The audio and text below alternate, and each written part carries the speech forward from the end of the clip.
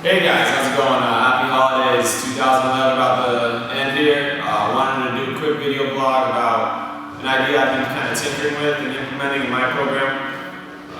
Charlie Weingroff's TV said training is rehab because training really set me off on this idea and sparked the thought process. And also the DNS people and the SFMA, FMS people always talk about this, is the breathing patterns and how to own a breath within a movement. And Charlie's DVD, he really went over some great positions to where he's in a push-up or a plank or a side plank or a bridge or even a mobility exercise and get them in an optimal position with their neck and their hips and their shoulders and everything, and they own a breath. They have no other choice but for it to go diaphragmatically instead of through their chest and high threshold. So, I'm playing with these ideas, and what I found I can do, especially in my situation, I have a group of 12 high school kids and just me in a small room where it can get very chaotic, and quality of work, as kids, sometimes they just want to get through it. And so the quality of work can sometimes be compromised.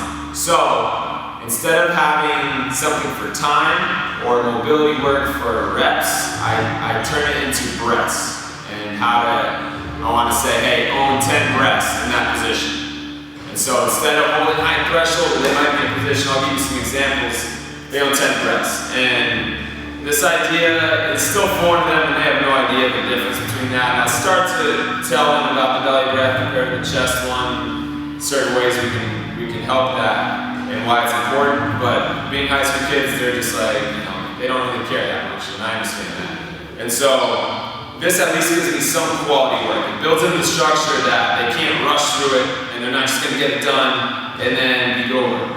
They have to at least own it a little bit, and it's a start. And if I get them in the right position to teach them that, and they own a breath, at least I'm getting some better work than if they were in high threshold, just getting through it and getting it over and then on to the next one. So, go over a couple quick things I use.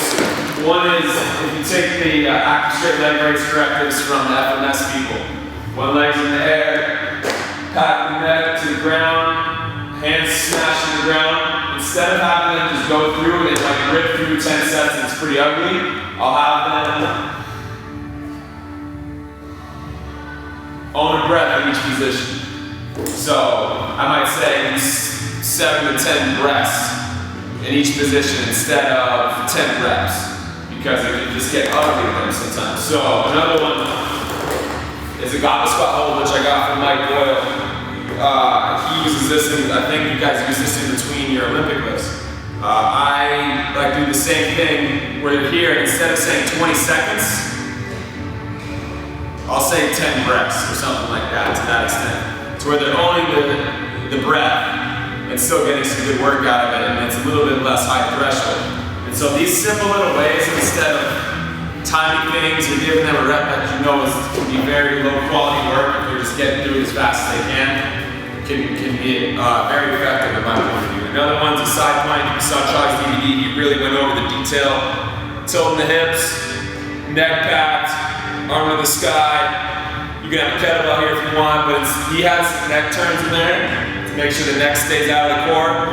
But another thing I like to do is at first I'll just have them own 5 or 10 breaths, depending on where they're at, 5, 10 breaths. I think that can be really helpful. So, these type of things I like to use, I'm starting to tinker with them more. If you have any other ways that you've been doing this,